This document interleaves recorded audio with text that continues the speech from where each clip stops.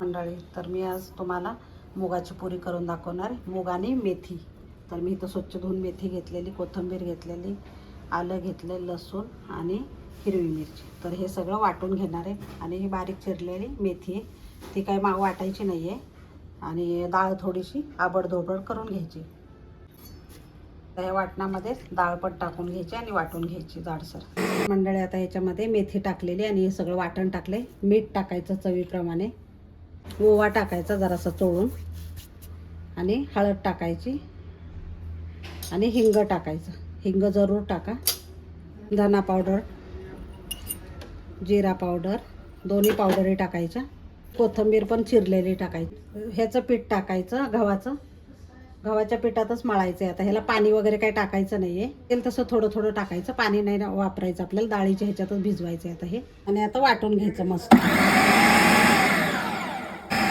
आणि आता हे असं झालेलं आहे बघा पीठ. आता मी काढून घेते सगळं. एक गोळा घ्यायचा छान, आणि आपण चपाती लाटतो त्याप्रमाणे लाटून घ्यायचं आहे. गोळवून घ्यायचा.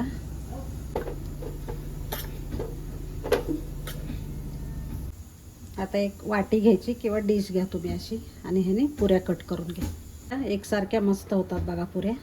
हे बघा, ह्या पद्धतीने तेल तापले आणि एक एक पुरी सोडून घ्यायची. मस्त टम्म फुगतात बघा, मस्त. दोन्ही पण छान फुगलेले आहेत. एक एक करून आता हे सगळे तळून घ्यायच्या. तर मंडळी, क्रिस्पी आणि जराही तेलकट न होणारी बघा पुरी इतके छान झालेत ना. आकाड तळतात ना, ते मी आज तळलेलं आहे. तर दही आणि पुरी खूप छान लागते. तर आवडलं तर लाईक आणि शेअर करा आणि सबस्क्राईब करायला विसरू नका. धन्यवाद.